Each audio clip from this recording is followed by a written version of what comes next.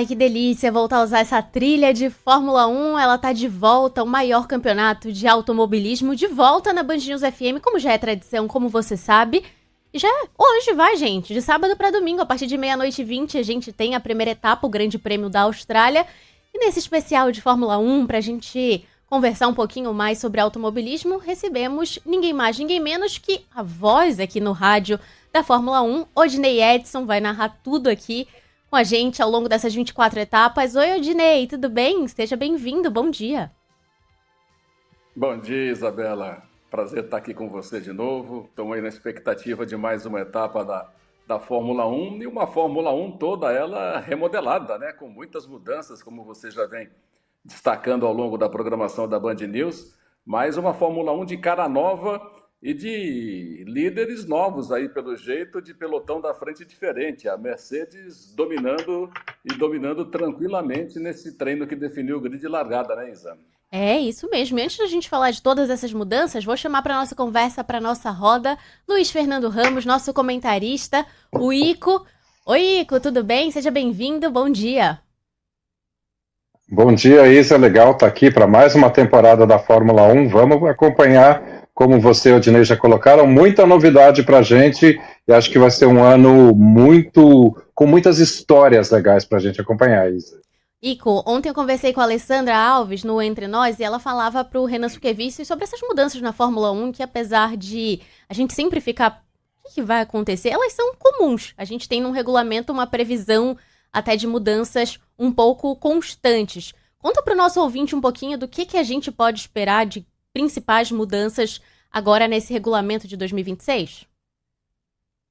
Bom, tudo mudou, na verdade. O carro mudou, ele ficou mais curto, mais estreito, teoricamente mais ágil, porque ele ficou mais leve também, 30 quilos mais leve, mas a potência do carro permanece a mesma. Então, um carro menor e mais leve tende a ganhar mais agilidade. Mas a principal mudança está no motor, ou no que eles chamam de unidade de potência. Continua sendo um motor híbrido, ou seja, uma parte do motor a combustão, uma parte do motor elétrico, mas a porcentagem dessa divisão mudou radicalmente. Até o ano passado era 85% o motor a combustão, o motor convencional dos carros de gasolina, por exemplo, e 15% do motor elétrico. Agora é quase meio a meio, quase 50%. Ou, para ser tecnicamente correto, 52% motor a combustão, 48% esse motor elétrico. E o uso da potência dada por esse motor elétrico, que é metade da potência total do carro, é o que é o grande desafio para as equipes e para os pilotos, porque você não tem esses 48% ou 50% à disposição a volta inteira. Você tem que usar em alguns momentos da volta e usar a energia cinética para recarregar essa potência para o restante da volta também. Então, o piloto tem que fazer muita conta, ter um feeling também, muda muito no estilo de pilotagem em relação a essa diferença na unidade de potência, Isa. Tem mudança também na quantidade de equipe, né, Ico? A gente tem agora 11 equipes no grid, até o ano passado eram 10, então são 11 equipes agora, 22 pilotos, uma equipe nova, que é a Cadillac, mas com 2 pilotos que são bem veteranos, né? Valtteri Bottas e Sérgio Pérez. O que a gente pode esperar? Sempre que você começar uma equipe do zero, é muito difícil, né? É muito difícil, e a Cadillac completou hoje, né, um ano que ela ganhou a confirmação de que correria nesse ano. Então foram 365 dias do sinal verde. Olha, ano que vem vocês vão estar no grid para você aí montar uma estrutura, montar uma equipe técnica, montar um carro, e um carro dentro de um regulamento novo que ninguém conhece. Então é um desafio tremendo. No treino de classificação, a Cadillac ficou lá atrás. A Aston Martin está sofrendo com problemas técnicos, mas o carro, quando anda muito à frente do carro da Cadillac, e em termos de pura performance, o carro da Cadillac é o que mais está sofrendo. Mas o que eles estão fazendo é a lição de casa correta. Estão acumulando quilometragem, estão andando, estão entendendo o funcionamento desse carro e tendem a evoluir. A tendência, e se eu apostasse alguma coisa, eu diria que a Cadillac vai ser a equipe pior colocada no campeonato desse ano, o que é normal para uma equipe de primeiro ano. Mas tem gente com muita experiência na equipe técnica do time Então, é um time que também vai evoluir muito rapidamente ao longo do ano. Só que a distância inicial ainda é muito grande para o resto do grid, então eu acho que até o final do ano eles vão estar talvez ali no pelotão do meio, mas não com tanta força para brigar pelas principais posições desse pelotão intermediário. Daqui a pouquinho a gente fala sobre essa divisão entre os pelotões no grid, mas antes, vamos falar com o nosso Odinei Edson sobre essa temporada aqui na Band News FM com exclusividade no rádio. Esse ano, como é tradição, a gente vai transmitir as 24 etapas da competição do Torneio Mundial de Fórmula 1 e temos um reforço na nossa equipe, que já é uma equipe super estrelada, não é isso, Odinei Edson? Um convidado especial em algumas corridas? Pois é, conseguimos conquistar a maior estrela da comunicação da Fórmula 1, né? Fazendo aqui mais um adendo, a gente vai transmitir as 24 corridas e todas as sprints também, né? Com transmissão aqui na Band News. O Reginaldo aceitou, rapaz, fazer um pouco de corrida, umas corridas aí com a gente na rádio. Vai ser um prazer imenso tê-lo aqui com a gente. E ele já está na Austrália, inclusive, nessa corrida, na abertura da nossa transmissão de hoje, ele já vai estar participando. Então, uma conquista muito importante.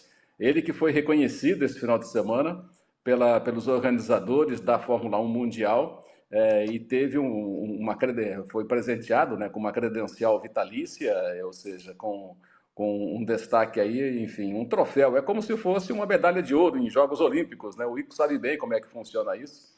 E o Reginaldo Leme vai estar aqui com a gente. Vai ser um prazer imenso trazê-lo para o time.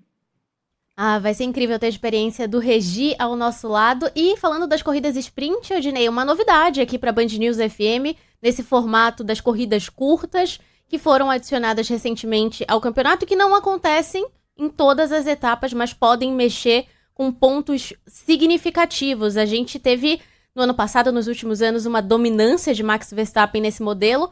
Vou te colocar na fogueira, o que você acha desse modelo de corrida sprint? Tem muito piloto que não gosta, que reclama muito, que fica muito puxado. Para os nossos ouvintes que não acompanham a Fórmula 1, eles perdem quantidade de treino livre, porque precisam fazer o classificatório da sprint e a corrida em si. Quero saber a opinião do nosso especialista. Olha, eu acho que depende da pista, né? A corrida sprint, ela é um adicional para o público, ela tem tudo de ingrediente de ser uma coisa bem diferente, mas eu acho que para o evento em si, dependendo da pista, a leitura que se faz exagerada de uma corrida sprint, ela compromete a corrida do dia seguinte. Tem pistas que isso não acontece, como por exemplo Interlagos, porque é a pista que muda muito. Então a leitura é muito rápida a mudança e não chega a comprometer tanto a estratégia e aquilo que se possa ter de surpresa para a corrida grande do domingo. Então eu acho muito que depende da realização da sprint para ela ser interessante e ser agregadora no conjunto mais completo do espetáculo junto com o esporte e não prejudicar a corrida do domingo. Eu acho que depende um pouco da pista. Vamos ver como é que vai ser esse ano. E esse ano sem Interlagos, né? Pela primeira vez a gente tem, então, 6 corridas sprint no calendário: China, Miami, Canadá, Grã-Bretanha, Holanda e Singapura. Ico, e a sua opinião sobre esse formato de corrida curta e essas escolhas especificamente dessas 6 etapas? O que você avalia? Eu acho que a sprint tem um fator muito positivo, que é o de trazer um desafio maior para os pilotos e para as equipes, porque o treino livre te permite uma preparação muito completa, e a corrida sprint, em que pelo formato dela existe um único treino livre, uma única hora de preparação, aí já vai para a classificação da sprint, faz a sprint e classifica na sequência no sábado. É um desafio maior porque eles têm menos preparação e permite misturar um pouco mais o que seria, digamos, uma ordem normal de competitividade da Fórmula 1. Eu acho isso muito bem-vindo.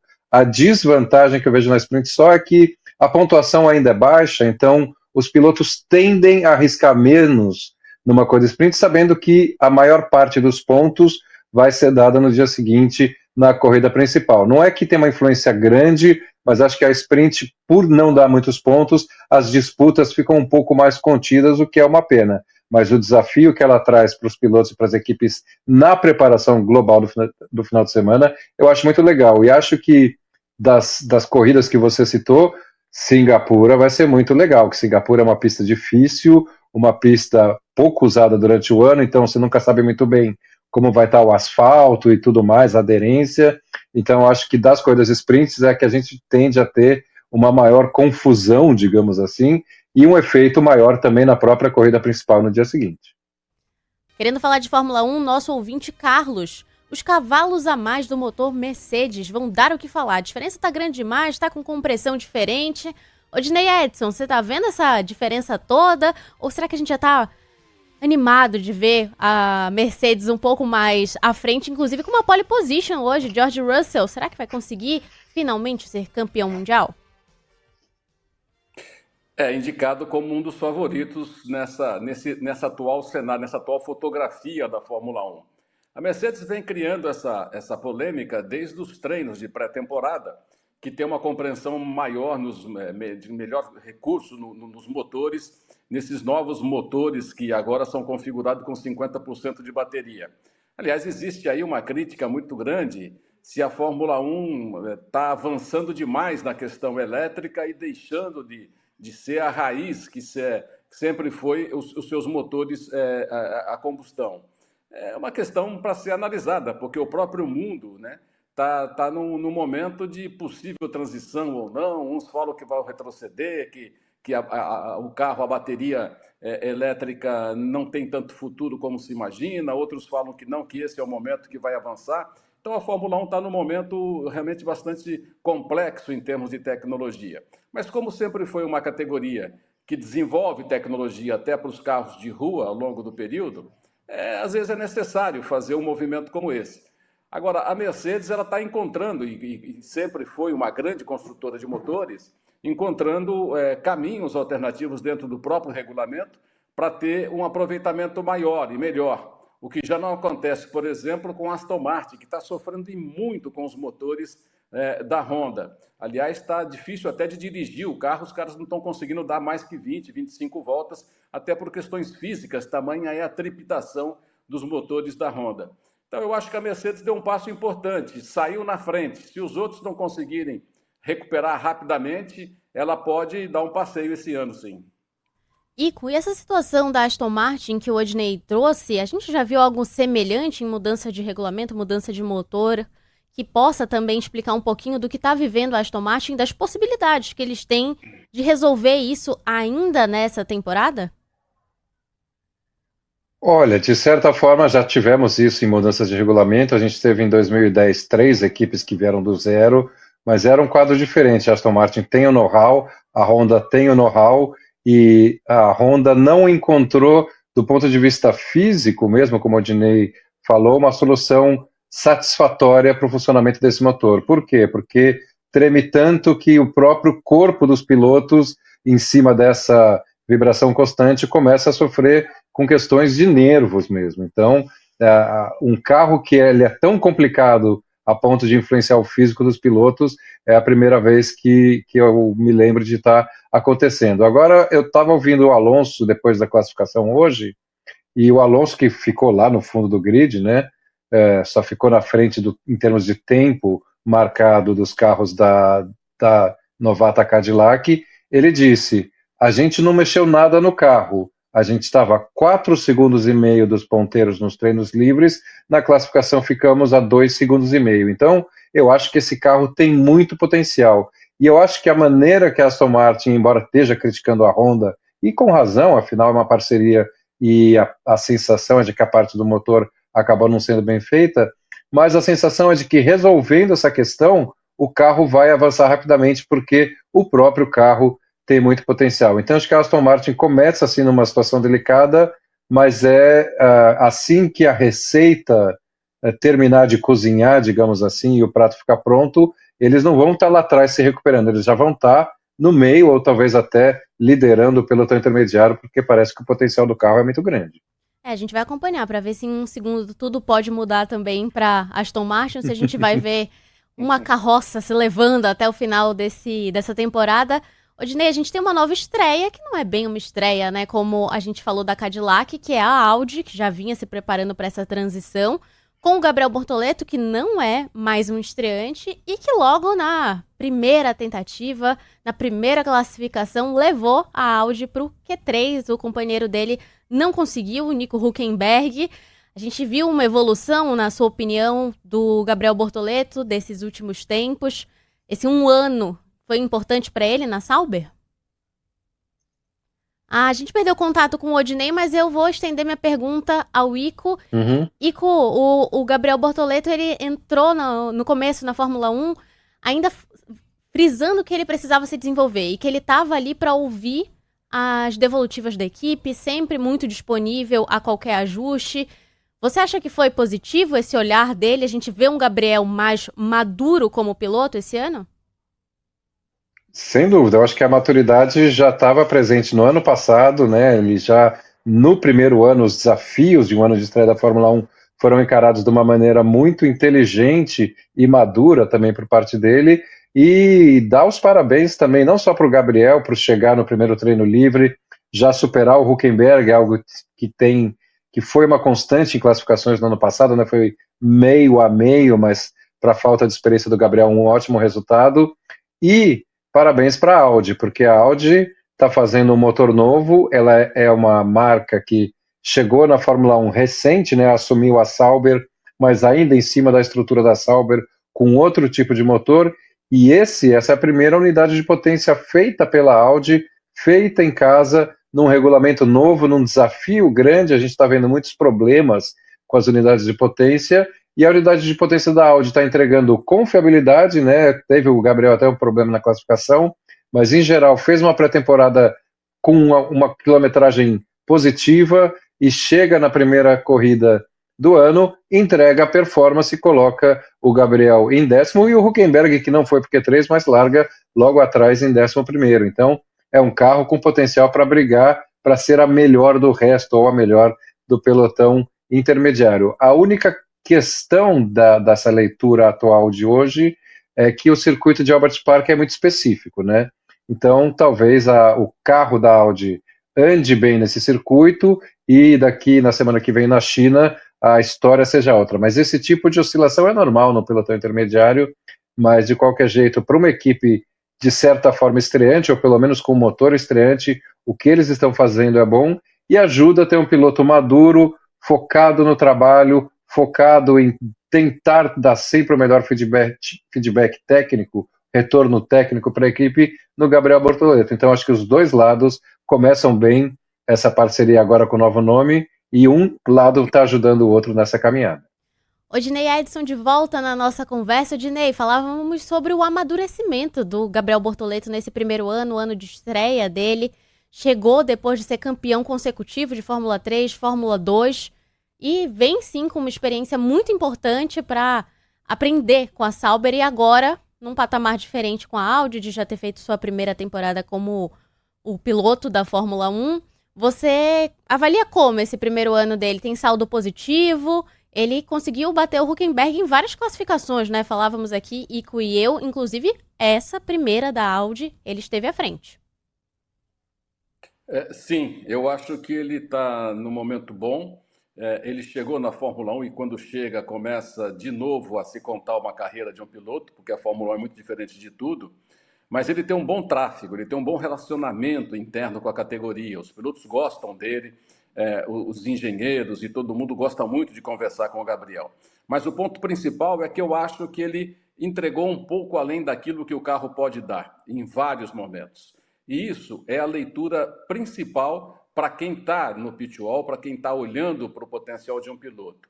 Então eu acho que se o Gabriel fizer uma boa temporada e tem tudo para isso, se o carro corresponder e ele conseguir focar bem e tirar um pouco além daquilo que esse carro pode dar na pista, eu acho que ele pode abrir portas para daqui a pouco estar se movimentando para uma equipe mais forte, mais de ponta. E aí a gente vai ver um Gabriel, eu acho que mais fortalecido ainda e quem sabe com chances de campeonato. É ele que foi um piloto da McLaren, né, Odinei? Então tem uma relação com a McLaren ali, o que não significa necessariamente que ele vai ser contratado, que ele vai voltar, mas que tem outras equipes de olho nele desde a base, né? Desde a Fórmula 3, Fórmula 2, já sabendo que ele tem um diferencial. Sim, eu acho que sim. Eu acho que ele pode ter uma característica, ele pode ter uma condição realmente bem diferenciada. E gosto muito dessa relação dele, Isa, que ele tem com os outros pilotos. Recentemente foi feita uma pesquisa, se você tivesse que levar um companheiro teu para uma ilha, quem que você levaria? E grande parte apontou o Gabriel, porque ele é engraçado, a gente ia dar risada e tal. Então ele tem um carisma interno realmente bastante interessante. Ele é gente boa, né? Brasileiro é gente boa demais. A gente sabe conquistar a galera. Ele fez amizade, conquistou até o Max Mas nem Verstappen. todo mundo, viu? Ah, Odinei, vamos Nem levar na todo mundo. Tem média? piloto ali que.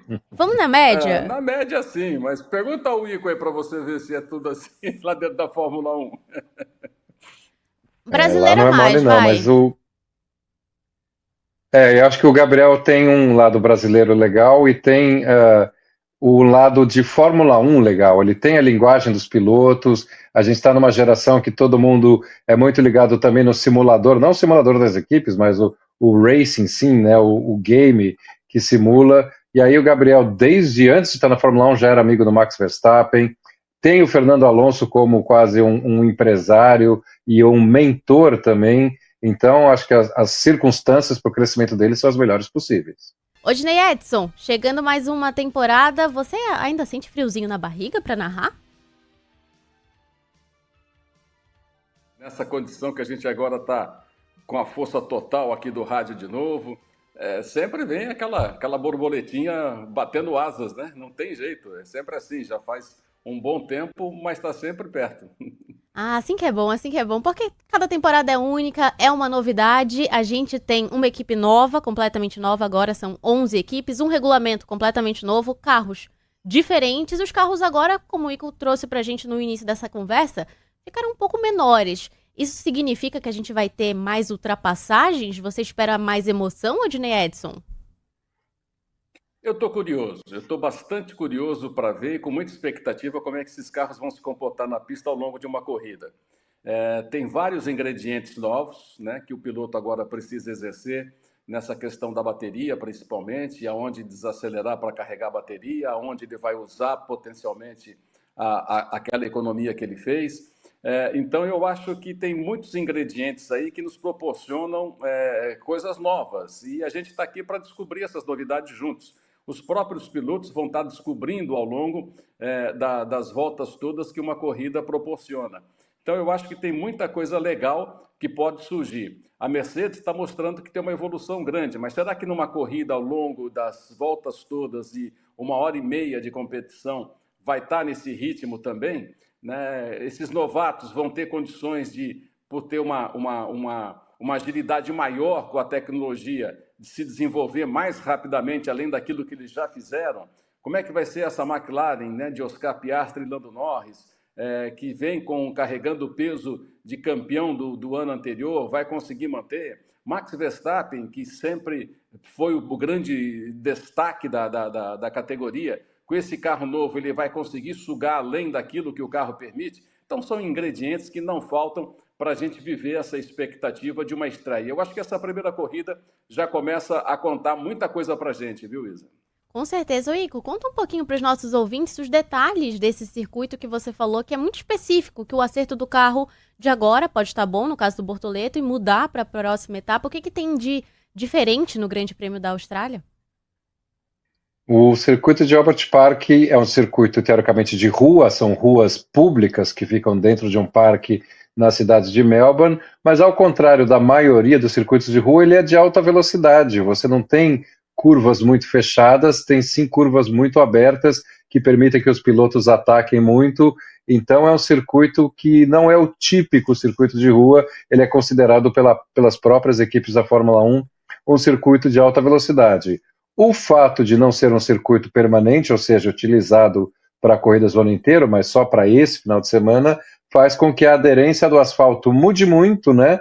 Ele fica ali quase parado ao longo do ano para os carros de rua normais, e quando você tem o final de semana de GP da Austrália, aí tem Fórmula 2, Fórmula 3, outras categorias de base, a evolução da aderência muda muito rápido. Então, o que as equipes aprenderam na sexta-feira não necessariamente vai ser na relação 1 para 1 100% correta, para o domingo. Então é um desafio diferente. De qualquer jeito, Isa, a vantagem que a Mercedes mostrou em uma volta rápida, 8 décimos de segundo do pole George Russell para o terceiro Isaac Hadjar, é muito grande para a Fórmula 1. 8 décimos é muito grande. Pode ser que o circuito coloque um pouco de nuvens em cima dessa leitura, pode ser, mas mesmo que a gente vá para um circuito mais normal, a tendência é a Mercedes andando lá na frente. Qual a vantagem da Mercedes?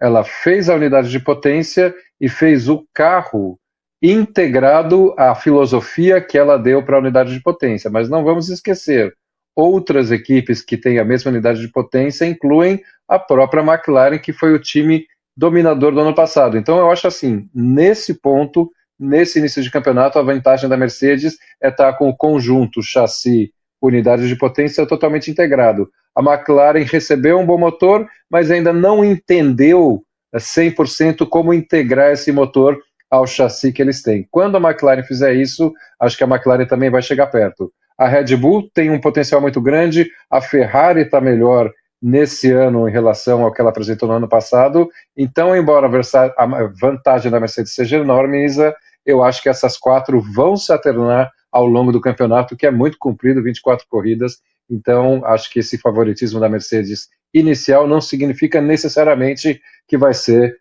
um banho ou um baile toda a temporada.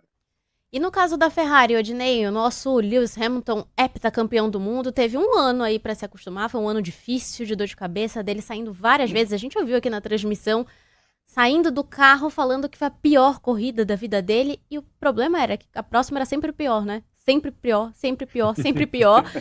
Será que esse ano essas declarações dele vão ser mais bem-humoradas? Espero que sim, né? A Ferrari me parece que está com um carro um pouco melhor, apesar que a referência dele, Leclerc vai largar em quarto, ele vai largar em sétimo, já logo na primeira corrida. Vamos ver se ele consegue dar uma nada nisso, ou se vai bater de vez o arrependimento de ter saído da Mercedes, que está andando lá na frente, né, Isa? É, aquela lei do ex no futebol, né? Toda vez que troca de time, o time parece que vai. Exatamente, é. Vamos ver agora, como diz aquelas questões da vida, né? Esquecer o passado e ir para o futuro. Não dá para voltar a se apaixonar por ex, até porque Deus manda se aproximar pelo próximo, né? Então, vamos ver se o Lewis Hamilton consegue fazer um bom trabalho no time da Ferrari. Eu estou na expectativa. Talento ele tem. Me parece que pelas declarações e pelas entrevistas que eu vi dele agora, nesse final de semana, ele está mais confiante. Acho que ele tem agora um carro mais do jeito dele, ou seja, em que ele consegue, que ele cresceu junto com o carro, ele participou muito da evolução desse carro novo. Então eu acho que ele está sabendo, pelo menos se não está dando certo, ele já sabe onde estão os problemas. Com certeza. Fez o acerto diferente agora, né? Primeiro ano, deu para conhecer a equipe, agora tá podendo mandar um pouquinho o que ele quer, o que ele não quer.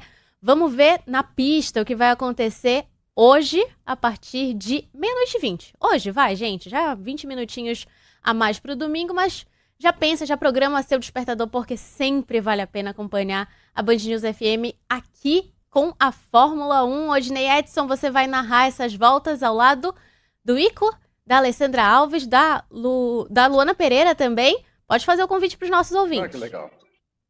Ah, legal. Então, espero todo mundo. A corrida começa às 1h da, né? À 1, isso mesmo. São Paulo. E a partir da 00h20 a gente já vai estar transmitindo, falando tudo. O Reginaldo vai trazendo as suas impressões. Enfim, nosso timinho aqui, descontraído, e com a participação do ouvinte, que é o que é mais legal de tudo. É o ouvinte sempre nos ajudando a fazer a transmissão, trazendo o seu ponto de vista, as suas dúvidas, as suas certezas para corrigir a gente. Integrando. Eu acho que é isso que é o legal do rádio, eu acho que é isso que é o legal da Band News e da nossa transmissão, é sempre essa interação com o ouvinte que traz o ponto de vista, às vezes, daquilo que a gente está tão focado e não está percebendo. Então, é uma grande ajuda. Eu acho que o nosso timaço é muito maior do que a equipe que está só com o microfone, é a integração com todos aqueles que são apaixonados pelo automobilismo e que acompanham a corrida com a gente. Então, a partir da 00h20, conto com todo mundo. Odinei, eu ia falar isso, mas o nosso ouvinte leu meus pensamentos. O Eugênio escreveu aqui, ó. Timinho não, Odinei. Você tem uma seleção na Fórmula 1. Que timaço que a Band News Verdade. FM tem com reforço esse ano. Um abraço pra você, Odinei, pro Ico também. Aguardo vocês, então, 00h20 no Grande Prêmio da Austrália. E tá, e você, por favor, apareça em algumas corridas também, hein? Não vem? Desce Claro! calote na gente. Sim, Não, por não, favor. você não se livra de mim. Então, Um beijo.